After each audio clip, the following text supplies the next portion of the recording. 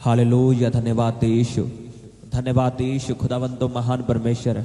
पिता परमेश्वर, मैं तेरे नाम की तारीफ करता हूँ, तेरे नाम का धन्यवाद करता हूँ। खुदावंद तो महान परमेश्वर है, तो सामर्थ्य परमेश्वर है। खुदावंद तो सामर्थ्य काम करने वाला परमेश्वर है। खुदावंद मैं तेरे नाम का धन्यवाद करता हूँ, तेरे नाम की खुदावंद तारीफ करता हूँ, तेरे बड़े कामों के लिए, तेरे सामर्थ्य कामों के लिए परमेश्वर पिता। रबा बाबा बाबा बाबा बाबा बाबा बाबा रबा शाखादाना का यारा बाखादाना का रोको दोनों को यारा बाखादाना का निखो दोनों।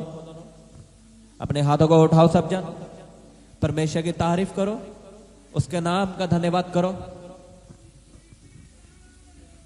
रबा बाबा बाबा बाबा बाबा बाबा रे पैसे के देने के यारा बाखादाना का रोको दोनों को। धन्यवाद यीशु। Hallelujah hallelujah hallelujah. पिता परमेश्वर तो महान परमेश्वर है, तो सामर्थ्य परमेश्वर है। खुदावंद मैं तेरे नाम का धन्यवाद करता हूं, तेरे नाम की तारीफ करता हूं। खुदावंद तो महिमा के योग्य परमेश्वर है। मैं हर सिचुएशन में तेरा धन्यवाद करूंगा, तेरे नाम को ऊंचा उठाऊंगा परमेश्वर, क्योंकि तू सर्वशक्तिमान परमेश्वर है, तो महान परमेश्वर है। धन्यवाद यीशु, धन्यवाद यीशु। सब जन उसके नाम की तारीफ करो, उसके नाम का धन्यवाद करो। वो महान परमेश्वर है, वो भला परमेश्वर है। Hallelujah hallelujah hallelujah. रबा पापा पापा पापा पापा पापा पापा पापा पापा रबा शाखादाना का यारा बाखादाना का रोको दोनों को यारा बाखादाना का निखो दोनों को यारा बाखादाना का रबा शाखादाना का। धन्यवाद यीशु, धन्यवाद Yeshu. Hallelujah hallelujah hallelujah hallelujah. जोर से बोलो हालेलुया, ऊंची आवाज बोलो हालेलुया। थैंक यू जीसस, आज के दिन के लिए, इस सुंदर दिन के लिए। बोलो आज मेरी आशीष का दिन है, आज मेरी गवाही का दिन है, आज मेरी चंगियाई का दिन है।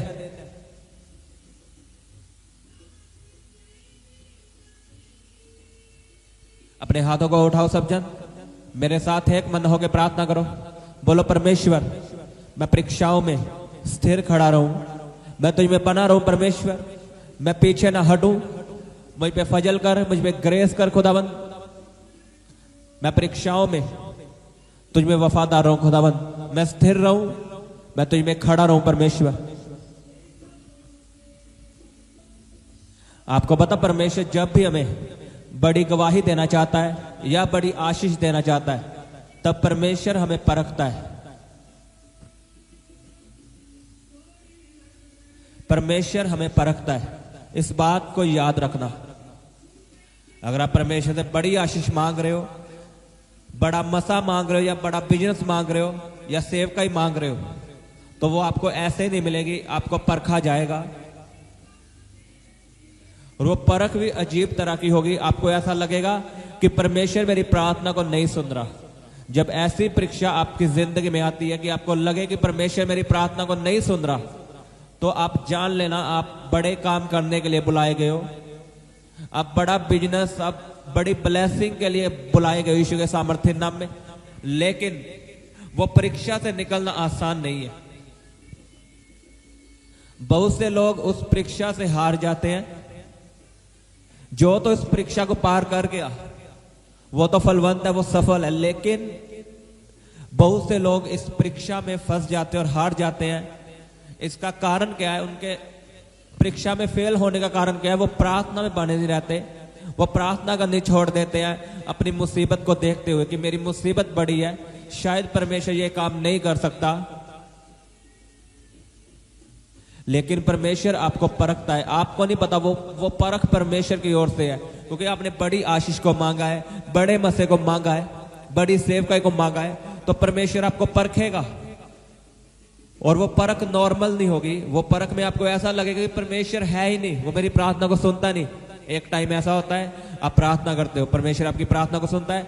अब अपने बिजनेस के लिए प्रार्थना करते हो, अपने बच्चों के लिए प्रार्थना करते हो, तो परमेश्वर आपकी प्रार्थना का उत्तर दे देता है। लेकिन एक समय ऐसा आता है, आप प्रार्थना करते हो, आपको कोई उत्तर नहीं आता। आप प्रार्थना में बैठते हो, आपको कोई फीलिंग नहीं आती।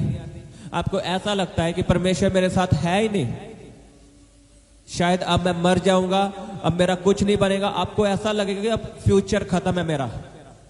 जो दर्शन परमेश्वर ने आपको दिया है, मान लो आपको दर्शन दिया है, बेबी का दर्शन दिया है कि मैं तुझे बच्चे के साथ ब्लेस करूंगा, या सेवकाई का दर्शन दिया है, या बिजनेस का दर्शन दिया है, आपको ऐसा लगेगा अब सब कुछ खत्म हो चुका है, ये सब फेक था, ये परमेश्वर का दर्शन नहीं था, ये मेरा दर्शन था, शायद मैंने अपनी ताकत से देखा था।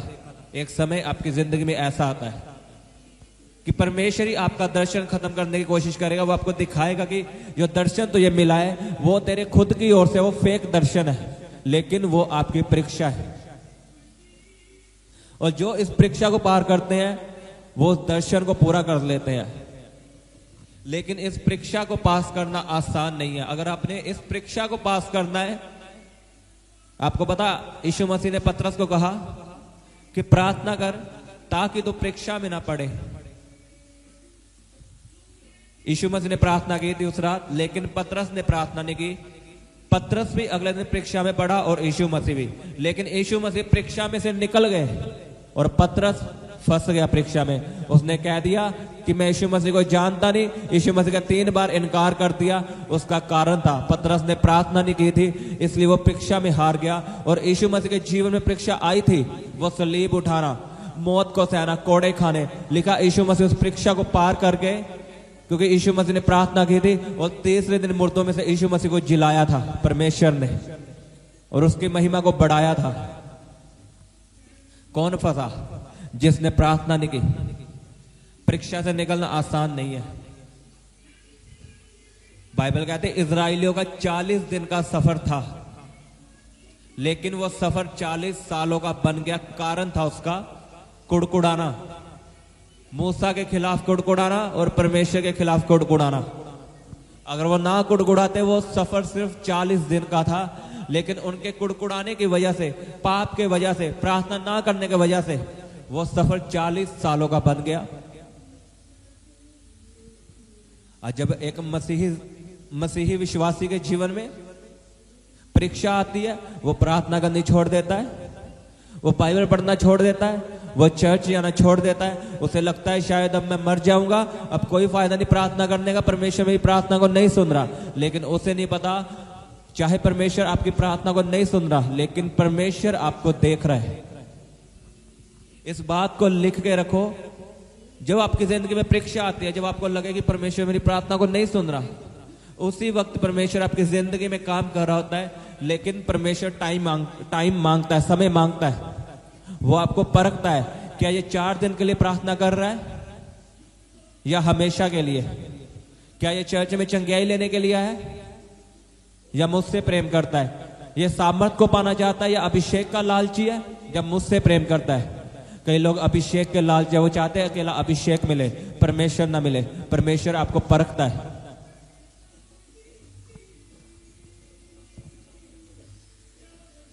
लिखा धरती पे कोई भी बात ऐसी ना होगी जो परमेश्वर की मर्जी के बिना होगी। आपकी जिंदगी में जो कुछ भी हो रहा है, अगर आप प्रार्थना करने वाले इंसान हो, आपने बैप्टाइज ले लिया है, आप यीशु मसीह में पूरे आ चुके हो, और आपकी जिंदगी में परीक्षा आई है, मान लो आपको ऐसी बीमारी आ गई है जो आपको लगता है ये बीमारी मुझे मौत तक लेके जाएगी। अगर आप वचनों पे खड़े रहे, उसका वचन का अंगीकार करना ना छोड़ा कि उसके कोड़े खाने से मैं चंगा हो गया हूं, चंगा हो चुका हूं, और उसमें बढ़ोगे तो वो बीमारी जाने वाली है, आपकी रिपोर्ट नॉर्मल आने वाली है। लेकिन इसमें स्थिर रहना, खड़े रहना आसान नहीं है। अगर आप खड़े रहोगे तो जैसे परमेश्वर ने समुद्र को 2 भाग किया था, आपकी जिंदगी में वो परीक्षा, आपकी कैंसर हो सकता है, आपकी रसोली हो सकती है, कुछ भी हो सकता है, उसे 2 भाग करेगा परमेश्वर। जैसे परमेश्वर ने इजराइलियों को कहा कि चुपचाप खड़े रहो, क्योंकि इजराइली कुड़कुड़ाते थे कि मूसा तू हमें कहां ले आया, पीछे फिरौन की सेना है, आगे लाल समुद्र है, अब हम मरेंगे, हम वही अच्छे थे। लेकिन परमेश्वर को गुस्सा आया। परमेश्वर ने मूसा को कहा कि इनको बोल कि चुपचाप खड़े रहो और मेरी निजात के काम देखो। अगर आप कुड़कुड़ाओगे तो आपकी आशीष लेट होगी। अगर आप प्रार्थना में बढ़ोगे तो जो परीक्षा आपकी 2 साल की है वो 1 साल में खत्म होगी, जो परीक्षा आपके 6 महीनों की वो 3 महीनों में खत्म होगी, अगर आप प्रार्थना में बढ़ जाओगे। क्योंकि जो परमेश्वर चाहता है आप उसे पूरा कर दो। परमेश्वर हमें परीक्षा देता क्यों है? जब भी हम परमेश्वर से बड़ी आशीष को मांगते हैं, परमेश्वर हमें परखता है कि ये लालची तो नहीं है, ये कहीं अकेली आशीष को तो नहीं चाहता, क्या ये आशीष लेने के बाद प्रार्थना करनी तो नहीं छोड़ देगा? आप परमेश्वर को प्रूफ दे दो कि मैं तुझसे प्रेम करता हूं, मैं प्रार्थना करनी नहीं छोड़ूंगा, तो वो परीक्षा जल्दी खत्म होगी। और आपकी परीक्षा खत्म होने का समय आ चुका है यीशु के सामर्थ्य नाम में।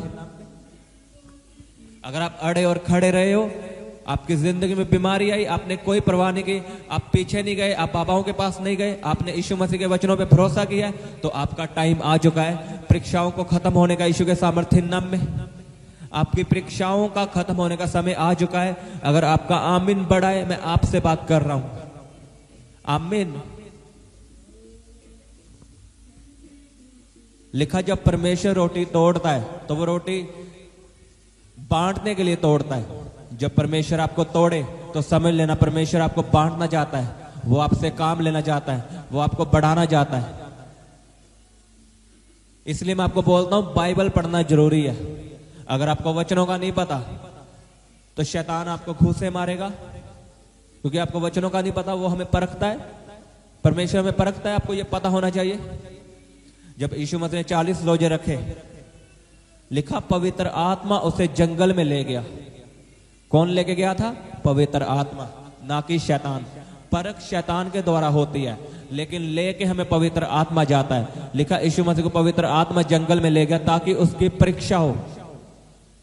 शैतान ने बोला तू अगर परमेश्वर का पुत्र है, परमेश्वर का बेटा, तो इन पत्थरों को बोल रोटियां बन जाए। परीक्षा में शैतान आपके मन में शक डालेगा। यीशु मसीह परमेश्वर का बेटा था, हाँ या ना? लेकिन शैतान ने क्या कहा? अगर तू परमेश्वर का बेटा है तो इन पत्थरों से बोल रोटियां बन जाए। शैतान आपके मन में शक डालेगा कि जो परमेश्वर ने तो ये दर्शन दिखाया ये फेक है, परमेश्वर झूठा है। वो ऐसा करता है, शैतान करता है, आपके मन में डालता है कि प्रार्थना करने से कुछ नहीं होगा, अपनी मुसीबतों को देख। लेकिन मैं आपको बता दूं शैतान झूठा है। जब शैतान ने यीशु मसीह को कहा कि इन पत्थरों को बोल रोटियां बन जाए, तो यीशु मसीह ने वचन से जवाब दिया। यीशु मसीह ने बहस नहीं की शैतान के साथ। लिखा यीशु मसीह ने शैतान को कहा कि मनुष्य अकेला रोटी से नहीं, केवल परमेश्वर के मुंह से निकलने वाले वचन से जीवित रह सकता है। अगर आपको वचन का नहीं पता तो शैतान आपको घूसे मारेगा, आपको तंग करेगा। अगर आप वचन पढ़ने वाले इंसान हो तो आपको पता होगा ये मेरी परीक्षा का समय है। शैतान मेरा दर्शन खत्म करने की कोशिश करेगा, वो मुझे भरमाएगा कि ये दर्शन मुझे मिला है वो फेक है। जो परमेश्वर के दास ने मेरे जीवन में बोला है वो झूठ बोला है। शैतान आपको ऐसा ऐसा आपके मन में डालता है। लेकिन अगर आपको वचन का पता होगा, आप खड़े रहोगे। आपको पता होगा कि यीशु मसीह की परख हुई थी। यीशु मसीह को बोला गया था, शैतान ने बोला था कि अपने आप को नीचे गिरा दे, मैं सारा राज्य तुझे दे दूंगा। और यीशु मसीह ने क्या कहा कि प्रभु अपने परमेश्वर की परीक्षा मत कर। जब शैतान आपको तंग करे तो वचनों को याद करना कि मेरी आशीष का समय आ चुका है, परमेश्वर ने मुझे दर्शन दिया है, ये परख है, ये परख है। अगर आप सोना बनना चाहते हो तो लिखा सोना आग में, आग की भट्टी में डाला जाता है। जब तक वो आग की भट्टी में न डलेगा वो सोना कभी नहीं बनेगा।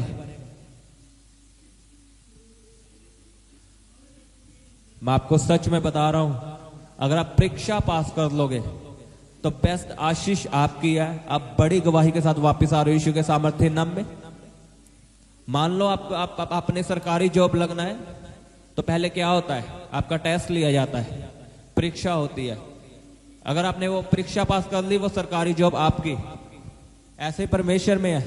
लिखा आदम को परमेश्वर ने परखा क्योंकि परमेश्वर आदम को सदा का जीवन देना चाहता था। वो जो ज्ञान का फल, वो जो समझ का फल था वो आदम को देना चाहता था परमेश्वर। लेकिन परमेश्वर ने परीक्षा की, क्या ये इसके लायक है? लेकिन लिखा आदम भरमाया गया। किसके द्वारा भरमाया गया? शैतान के द्वारा। याद रखना, जब भी आपकी जिंदगी में परीक्षा आती है शैतान आपको भरमाता है। वो आपको लालच देता है कि चल पाप कर, उस लड़की के पीछे चल, छोड़ दे परमेश्वर को मानना, बाबाओं के पास चल, यहां से ये करवा ले, वो करवा ले। आपको रिश्तेदार ताने बानेंगे, मारेंगे कि मसीह में आके तुझे क्या मिला है। लेकिन अगर आप पीछे हट गए तो कुछ नहीं फायदा होगा। लिखा वचन में लिखा है जो तू मुझे छोड़ के पाएगा उसे तू खो देगा, और जो तू मुझे पाकर खोएगा उसे तू 100 गुना पाएगा। अब फैसला आपका है, आपने परीक्षा के समय में क्या करना है। क्या आप ये बोलने के लिए तैयार हो कि तुम ये चंगा कर या ना कर, तू मेरा परमेश्वर है। अगर आप ये बोलने के लिए तैयार हो तो बेस्ट आशीष आपको मिलने वाली है।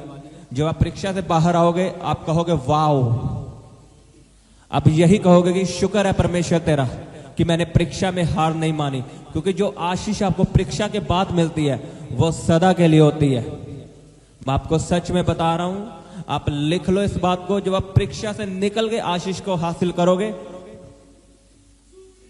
तो आप परमेश्वर का दिन रात धन्यवाद करोगे।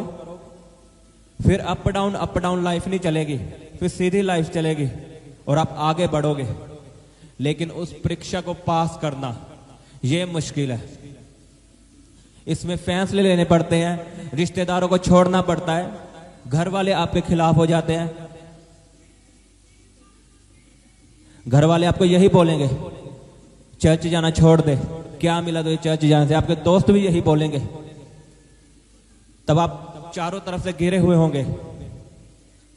फिर आपकी ओरिजिनल परख होती है, ओरिजिनल बोलते वो परख होती है आपकी कि आप क्या फैसला लेते हो। तब आप पाप करते हो या तब भी बाइबल को उठाते हो और पढ़ते हो, प्रार्थना करते हो। आमीन। खुदावंद आपको मसा दे, आपको अभिषेक दे परीक्षाओं को पास करने का। लिखा अय्यूब के जीवन में परीक्षा आई, उसके सभी बेटे मर गए, बिजनेस चला गया और खुद को बीमारियां लग गई। और उसकी पत्नी क्या बोल दिया, अब तो परमेश्वर को मानना छोड़ दे। उसने तो ये क्या दिया, तेरे बेटों को छीन लिया, वो मर गए, बिजनेस तेरा खत्म हो चुका है, बीमारियां तुझे लग चुकी, तुम मरने वाला है। और अय्यूब ने क्या कहा कि जिस परमेश्वर ने मुझे दिया है उसी ने लिया है। जो हमें सुख देता है अपने हाथों से, क्या हम उसके हाथों से दुख नहीं ले सकते। जब भी परीक्षा आए तो अय्यूब को याद करना, क्योंकि आपकी परीक्षा अय्यूब की तरह, अय्यूब की जितनी नहीं होगी कभी भी, उसकी ज्यादा परीक्षा थी। जब भी परीक्षा आए अय्यूब की किताब पढ़ना, खुदावंद आपको तसल्ली देगा। लिखा मैं कोई भी परीक्षा ऐसी नहीं देता जो आपके सहने से बाहर है। जो परमेश्वर आपकी जिंदगी में परीक्षाओं को भेजता है वो डिवाइन हेल्पर भी भेजता है, वो आपके मददगार भी भेजता है।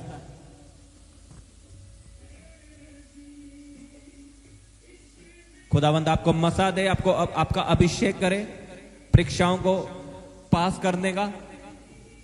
मैं आपको सच में बता रहा हूं, आप परीक्षाओं से बाहर आओगे और आप चमकोगे।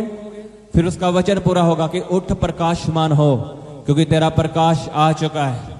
जब आप परीक्षाओं से बाहर आ जाओगे तो ये वचन आपके कानों में आएगा, आपका सब कुछ बदल जाएगा। जो बीमारियां आपको लगी तो वो एक रात में गायब हो जाएंगी यीशु के सामर्थ्य नाम में। ये सच्चाई है। मैं आपकी जिंदगी में इस वचन को बोलता हूं, उठ और प्रकाशमान हो, क्योंकि तेरा प्रकाश आ चुका है। तेरा प्रकाश आ चुका है।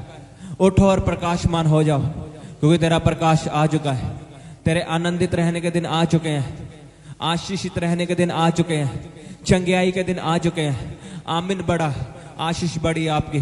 अपने हाथों को उठाओ सब जन, बोलो परमेश्वर मैं तैयार हूं परीक्षाओं को पास करने के लिए, क्योंकि तू मेरे साथ है।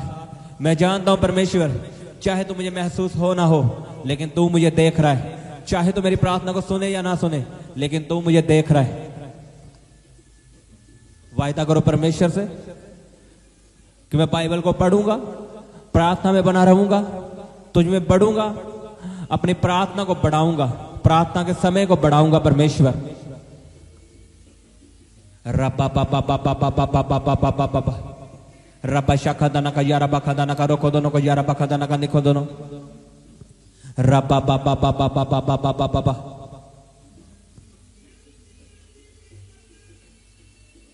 बीमार अपनी बीमारी वाली जगह पे हाथ रखे। मैं आपके लिए प्रार्थना करता हूं, यीशु के नाम में हर बीमारी खत्म हो, हर परीक्षा खत्म हो यीशु के सामर्थ्य नाम में। In the mighty name of Jesus be healed. आपकी बॉडी में चंगियाई आए, हर दर्द गायब हो यीशु के सामर्थ्य नाम में। हर रिपोर्ट नॉर्मल हो जाए प्रभु यीशु के सामर्थ्य नाम में। आपके हालात बदल जाए प्रभु यीशु के सामर्थ्य नाम में। चंगे हो जाओ यीशु के सामर्थ्य नाम में, चंगे हो जाओ। Be healed in Jesus' name. Be healed in Jesus' name. Be healed in Jesus' name. Be healed in Jesus' name. प्रभु यीशु के सामर्थ्य नाम में चंगे हो जाओ। आपका बिजनेस ब्लेस हो, आपका कारोबार ब्लेस हो, आपके बच्चे ब्लेस हो, आपके माता पिता ब्लेस हो। रबा बाबा बाबा बाबा बाबा बाबा बाबा बाबा रबा बाबा बाबा बाबा बाबा शाखादाना का यारा बखादाना का। तारीफ करो जोर से परमेश्वर के नाम की, जोर से बोलो उसके कोड़े खाने से मैं चंगा हो चुका हूं। तारीफ करो जोर से तालियों के साथ। हालेलुया, धन्यवाद यीशु। पिता परमेश्वर तुम महान परमेश्वर है खुदावंद, तो सदा मेरी प्रार्थना को सुनने वाला परमेश्वर है। मैं तेरी तारीफ करता हूं और इस प्रार्थना को प्रभु यीशु के सामर्थ्य नाम में मांगता हूं। आमीन आमीन। सबको जय मसीह की। हालेलुया। आप अपने दान दशवांश और भेंट हमें इस अकाउंट नंबर पर भेज सकते हैं, या आप अपने पेटीएम या फ़ोन पे के द्वारा हमारे QR कोड को स्कैन करके अपनी ऑफरिंग भेज सकते हैं। आप अपने दान दशवांश और भेंट हमें इस अकाउंट नंबर पर भेज सकते हैं, या आप अपने पेटीएम या फ़ोन पे के द्वारा हमारे QR कोड को स्कैन करके अपनी ऑफरिंग भेज सकते हैं। आप अपनी प्रेयर रिक्वेस्ट इस व्हाट्सएप नंबर पर हमें भेज सकते हैं। आप हमें फ़ोटो, नाम और अपनी प्रॉब्लम लिखकर इस व्हाट्सएप नंबर पर हमें भेज सकते हैं। हम आपके लिए निरंतर प्रार्थना में रहते हैं। आप हमारे साथ सुबह 4 बजे, दोपहर 12 बजे और शाम 5 बजे प्रार्थना में जुड़ सकते हैं। आप हमारे पेज यीशु दे दीवाने को फेसबुक और इंस्टाग्राम पर फॉलो कर सकते हैं।